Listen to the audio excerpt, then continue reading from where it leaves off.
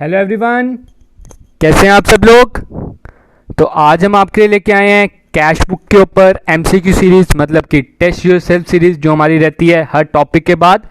तो आज हम इसमें डिस्कस करेंगे 15 एमसीक्यू, जिसमें आपने अपने आप को टेस्ट करना है कि आपने लेक्चर से कितना सीखा और उसका आप कमेंट सेक्शन में स्कोर ज़रूर लिखें। तो स्टार्ट करने से पहले मैं बता दूं, ये हमारे different social media handlers, Facebook पे एक आईजी कॉमर्स का पेज है जहां पे आप हमें फॉलो कर सकते हो और आपकी कोई भी क्वेरी आप हमसे उधर पूछ सकते हो। सेकेंडली, आईजी कॉमर्स क्लासेस का टेलीग्राम चैनल भी है जहां पे आप हमें फॉलो कर सकते हो, हमें ज्वाइन कर सकते हो फॉर डेली क्विज। तो आपको अदर क्विज हमेशा हमें संडे को हम आपको प्रोवाइड करते हैं। कल संडे है तो आपका कैश बुक पे ही रहने वाला है क्विज, तो आप इसमें रिवाइज भी कर सकते हैं इसको। तो दोनों के लिंक आपको डिस्क्रिप्शन में प्रोवाइडेड हैं। Let's start. तो स्टार्ट करने से पहले मैं जो हमने पिछली वीडियो की थी उसके आंसर्स बता दूं, उसके जो होमवर्क था। तो पहला क्वेश्चन था आपका, postage stamp purchase for ₹30 by business, this transaction will be recorded in petty cash book. आसान था। Secondly, which of the following is not a column of 3 column cash book, that is petty cash column. Third, the balance of petty cash book is asset, उसका जितना भी amount बचता है उसे हम asset बोलते हैं, क्योंकि वो भी तो एक तरह की अमाउंट ही है, आप उसके मालिक ही हो, आपका वो पैसा ही है, तो उसको भी हम क्या करेंगे, एसेट कंसिडर करेंगे। तो आज का अब हम टेस्ट स्टार्ट करते हैं। पहला क्वेश्चन क्या बोल रहा है, विच of the following transaction is not entered in the cash book. नीचे दिए गई ट्रांसेक्शंस में से कौन कौन सी कैश बुक में एंटर नहीं होंगी। पहला दिया है गुड्स सोल्ड फॉर कैश, जहां भी कैश आ जाए वो कैश बुक में एंटर होनी है। Secondly, goods purchase from Ram, इस एंट्री में आपको दिख रहा है, मैंने आपको बताया था जब भी नाम लिखा हो समझ जाओ क्रेडिट है, कैश तो उन्होंने लिखा नहीं है, तो पहली ये ट्रांसैक्शन बन जाती है कि ये आपकी कैश बुक में नहीं आनी। Third one, stationery expenses paid, paid लिखा है, पेड का मतलब होता है पैसे दे देना, तो आपने दे दिए हैं तो इसका मतलब कैश चला गया है, तो इसकी कैश बुक में एंट्री होगी। Fourth one, depreciation charge on machine, depreciation charge on machine, depreciation is a non cash expense, आप सभी को पता है, तो नॉन कैश एक्सपेंस आपका कैश बुक में नहीं आएगा, तो second and fourth is the correct answer. तो ये कौन से ऑप्शन में दिया है, डेट इज D1, तो D1 इसका सही आंसर है। नेक्स्ट क्वेश्चन की ओर बढ़ते हैं। नेक्स्ट क्वेश्चन क्या कह रहा है, इंप्रेस्ड अमाउंट, आप सभी को याद होगा इंप्रेस सिस्टम के बारे में मैंने बताया पैटी कैश बुक में लास्ट वीडियो में। क्या होता है इंप्रेस अमाउंट, इंप्रेस्ड अमाउंट वो अमाउंट होती है जो आपने सोचा होता है कि मंथ के एंड में इतना आपका पैटी कैश बैलेंस जरूर होना चाहिए। तो पहली क्या बोल रहा है आगे स्टेटमेंट में, इंप्रेस्ड अमाउंट है 500 रुपए, ठीक है। What will be the amount of reimbursement, reimbursement होता है कि कॉपअप, एक तरह का आपने पैसा कितना देना है कैशियर को कि आपका जो ये 500 रुपया है फिर से मेंटेन हो जाए। एक तरह का, इन अदर वर्ड्स हम इसे कह सकते हैं जितना भी खर्चा हुआ होगा आपने उतना पैसा देना है, जितने भी एक्सपेंस हुए होंगे ना आपने उतना पैसा उसे देना है। तो देखते हैं आगे उसने कितने खर्चे किए हैं। उसने खर्चा किया है टेलीफोन पे 150 रुपये, टिफिन सर्विसेज पे 50 रुपीज, 200 हो गए, स्मॉल रिपेयर्स पे 30, 230 हो गए, और जनरल एक्सपेंसेस आपके हो गए 100, तो 330 रुपीज उसने खर्चा किया है। और जो बिजनेसमैन होगा वो कैशियर को 330 रुपीज दे देगा महीने के एंड में, ताकि उसका फिर से 500 रुपीज मतलब इंप्रेस सिस्टम मेंटेन हो जाए। तो 330 का सही आंसर है। नेक्स्ट क्वेश्चन की ओर बढ़ते हैं।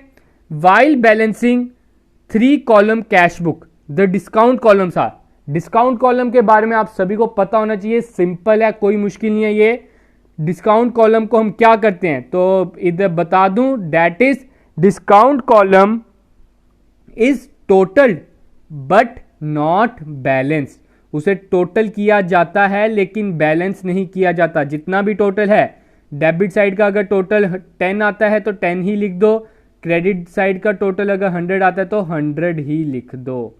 आपने इसे बैलेंस नहीं करना, लेकिन टोटल करना है। Next question, fourth question, in triple column cash book the balance of bank overdraft brought forward will appear in. Bank overdraft का क्या बैलेंस होता है? बैंक ओवरड्राफ्ट हो गया माइनस, माइनस वाले का आपका बैलेंस होता है क्रेडिट, ये आप सभी को पता है। नेगेटिव वाले का क्या बैलेंस हो जाएगा जब आपका बैंक नेगेटिव में होगा? क्रेडिट। तो क्रेडिट साइड ऑफ, अब ऑप्शन क्या दिए हैं? Cash column of debit balance, cash column of credit side, bank column of debit side की बैंक कॉलम ऑफ, ऑब्वियस सी बात है बैंक बैलेंस है तो bank column of credit side आएगा, डेट इज D1। आगे बढ़ते हैं। नेक्स्ट क्वेश्चन क्या बोल रहा है? Cash book is a, cash book क्या है? Subsidiary book, principal book, journal proper की both subsidiary book and principal book. तो इसका आंसर आता है, हमने आपको बताया था कि it is a main and the most important subsidiary book. Secondly it is also known as book of original entry और principal book.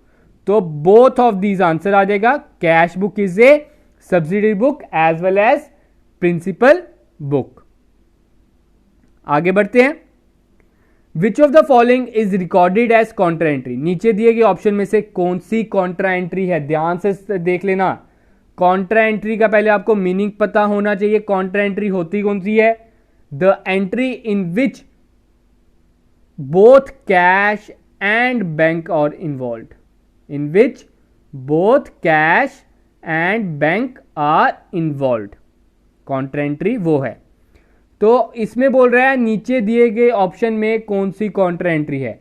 Withdrew cash from bank for personal use, जब आप बैंक से पैसा निकालोगे for personal use, personal use जब करते हो तब तो ड्रॉइंग होता है, ड्रॉइंग टू बैंक, तो इसमें कैश और बैंक तो आया नहीं। Secondly office use, withdrew cash from bank for office use, तो इसकी एंट्री हो जाएगी कैश टू बैंक, ये आंसर आ जाता है। आगे भी पढ़ लेते हैं। Direct payment by customer in bank account of the business, customer ने सीधे बैंक में पैसे डाल दिए, ये आपकी कॉन्ट्रा एंट्री थोड़ी हुई, आपके पास पैसा थोड़ी आया, आपके पास पैसा आया लेकिन सीधे बैंक में ही आया। Fourth one, bank charges interest, bank ने इंटरेस्ट चार्ज किया या हमें दिया, जो मर्जी लगा लो इसमें, ठीक है, तो वो बैंक में अमाउंट आया, हमारे पास कैश थोड़ी निकाला, तो इसमें B option is the right one. Seventh question, which of the following item is not included in the cash book? नीचे दिए गए आइटम में से कौन सा कैश बुक में इन्वॉल्व नहीं होता? तो पहले मैं बता दूं कैश बुक में कौन सी इन्वॉल्व नहीं होती? Non cash transaction plus credit transaction, जब आप उधार पर परचेज या उधार पर सेल करोगे। तो क्या ऑप्शन दिए हैं? Purchase goods for cash, cash आ गया तो ये तो आपकी रिकॉर्ड होगी इसमें। सेल गुड्स फॉर कैश, इसमें भी कैश आ गया तो ये भी आपकी कैश बुक में रिकॉर्ड होगी। रिसीव्ड कैश फ्रॉम कोमल, इसमें भी कैश आ गया तो ये भी कैश बुक में इन्वॉल्व होगी। लेकिन क्रेडिट सेल ऑफ 200 नहीं इन्वॉल्व है, तो ये आपका सही आंसर है, that is it is not included in cash book. Next question, discount received is recorded on which of the following side? Please guys ध्यान से सोच समझ कर आंसर देना। क्या होगा इसका आंसर? डिस्काउंट रिसीव्ड मैं बड़ी बार बता चुका हूं, फिर भी बच्चे गलती करते हैं और मुझे मैसेज आते हैं सर ऐसा क्यों? तो मैं बता दूं, डिस्काउंट आप तभी रिसीव करोगे जब आप पेमेंट करोगे। ऑब्वियस ही बात है, जब आप पैसा दोगे तभी तो आपको डिस्काउंट मिलेगा, जब आप पैसा लोगे तब थोड़ी डिस्काउंट मिलता है, तब तो आप उससे डिस्काउंट दे रहे हो, ठीक है। It is recorded on the payment side और क्रेडिट साइड ऑप्शन होगा तो ये भी एक्यूरेट है। Next question, similarities of cash book and ledger are? Cash book और लेजर में कौन कौन सी सिमिलैरिटीज हैं? हमने कैश बुक के बारे में भी पढ़ाया है, लेजर के बारे में बताया है। Pro forma of both is the source, yes, दोनों का परफॉर्मा सेम होता है और सोर्स भी होता है, मतलब आपने उसे वॉइस से ही उठाया होता है, इनवॉइस से ही उठाया होता है। Next, word to and by is used in both, yes, दोनों में टू और बाय वर्ड यूज किए हमने। Both are balance in the same way, क्या दोनों को आपने बैलेंस सेम वे में किया? हाँ, जब डेबिट बड़ा होता है तो डेबिट साइड क्रेडिट साइड आ जाता है, जब क्रेडिट साइड बड़ा होता है तो डेबिट साइड आ जाता है, दोनों में। तो ये भी ठीक है। तो all of these is the right answer for 9th question. ये तीनों सिमिलैरिटीज हैं कैश बुक और लेजर में। Next question, the advantages of cash book are. Cash book के एडवांटेजेस क्या हैं? तो मैं बता दूं, इधर ऑप्शन पढ़ते हैं तभी पता चलेगा। There is no need to open cash account separately. Yes, अगर आप कैश बुक मेंटेन कर रहे हो तो आपको कैश अकाउंट बनाने की कोई जरूरत नहीं है लेजर में। Secondly, record of bank transaction. अगर हम उसे ट्रिपल कॉलम या डबल कॉलम में बना रहे हैं तो बैंक ट्रांसैक्शन भी हम रिकॉर्ड उसमें कर सकते हैं। Third one, to calculate the cash balance. हाँ, हमें एंड में बताता है वो कि कैश बैलेंस कितना बचा है। ठीक है, तो इसमें तीनों ऑप्शन करेक्ट हुए। That is all of the above is the right answer. आगे बढ़ते हैं 11th, the balance of bank overdraft. The balance of bank overdraft अभी हमने ऊपर ही बताया था, that is credit balance. Next question, cash book does not record. Cash book क्या record नहीं करेगा? क्रेडिट परचेज, यस, ये तो रिकॉर्ड नहीं करेगा। क्रेडिट सेल, ये भी नहीं करेगा। आउटस्टैंडिंग एक्सपेंसेस, ये भी नहीं करेगा। तो all of the above is the right answer. All of the above है इसका आंसर, क्योंकि वो आउटस्टैंडिंग एक्सपेंसेस भी तो नहीं रिकॉर्ड करेगा, उसमें भी तो आपका पैसा इन्वॉल्व थोड़ी है। ना ही पैसा आया ना ही पैसा गया, वो सिर्फ और सिर्फ आउटस्टैंडिंग है। अगले क्वेश्चन की ओर बढ़ते हैं। Interest allowed by the bank will be credited to. जो बैंक इंटरेस्ट अलो करेगा उसको हम क्या किसमें क्रेडिट करेंगे? तो इसका आंसर आ जाता है बैंक अकाउंट। तो मैं कहूंगा ये आंसर गलत है, बैंक अकाउंट नहीं है। मैंने जानबूझकर ये क्वेश्चन थोड़ा सा चेंज किया ताकि आप सब गलती कर जाएं इस क्वेश्चन में। क्या था इसका आंसर? क्वेश्चन ध्यान से पढ़िए। Interest allowed by the bank will be credited to. इसकी जर्नल एंट्री क्या होगी? आपके पास इंटरेस्ट आया मतलब बैंक आया, तो bank account debit to interest received, to interest received. तो इंटरेस्ट अकाउंट इधर क्या हो रहा है? क्रेडिट। तो क्रेडिट ही पूछा है, तो इसका आंसर क्या आ जाएगा? क्रेडिटेड में इंटरेस्ट अकाउंट, ना कि बैंक अकाउंट। होप कि सबको क्लियर होगा। Next question, sales tax paid by cheque it will be credited to. जैसा कि ये ऊपर वाला क्वेश्चन है तो इसका आंसर भी सेल्स टैक्स हो जाएगा। तो नहीं, इसका भी आंसर सेल्स टैक्स नहीं है। इसका आंसर सेल्स टैक्स क्यों नहीं है? ध्यान से देखिए, इसमें भी मैंने क्रेडिटेड बोला है। इसमें आपको पैसा आ रहा था एज ए इंटरेस्ट, इसमें आपका सेल्स टैक्स में पैसा जा रहा है। तो इसकी एंट्री क्या हो जाएगी? Sales tax account debit to bank, to bank. तो 14th का आंसर क्या आ जाएगा? C1। आपका क्रेडिट क्या हो रहा है इसमें? Bank account. तो C1 is the right answer. आगे बढ़ते हैं, लास्ट क्वेश्चन, ध्यान से पढ़िएगा question. Simran uses the imprest method of accounting for petty cash. She counted the petty cash and there was 60।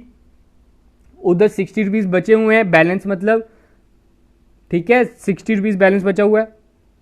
अब उसने पेटी कैश के वाउचर्स देखे तो उसने देखा सन्ड्री परचेजेस हुए हैं 90 rupees. Purchase of staff drinks या सॉफ्ट ड्रिंक्स भी कह सकते हो, या स्टाफ के लिए ड्रिंक्स सेम ही हो गया एक तरह का, तो क्या पता सॉफ्ट लिखना हो, या चलो स्टाफ ड्रिंक्स भी ठीक है, कोई गलत तो नहीं है। तो स्टाफ ड्रिंक के लिए भी 70 रुपये लगे, सन्ड्री सेल रिसिप्ट्स के लिए 20 रुपीज लगे।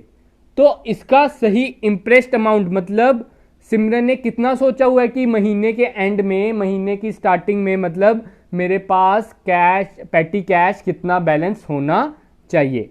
तो वो हम कैसे पता करेंगे? 60 रुपीज पहले का बैलेंस है, ठीक है। खर्चा कितना किया उसने? 90 रुपये। फिर स्टाफ ड्रिंक पे भी 70 रुपये। और थर्ड वन है सन्ड्री सेल रिसिप्ट। सन्ड्री पे सेल रिसिप्ट हुई है, रिसिप्ट का मतलब पैसा आया है। ये चीज का ध्यान रखना। बच्चे क्या करेंगे? इसे भी प्लस कर देंगे। तो मैं बता दूं 60 में आपने पहले प्लस करना है 90, 150 हो जाएगा। 150 में आपने प्लस करना है 70, आपका कितना हो जाएगा 220।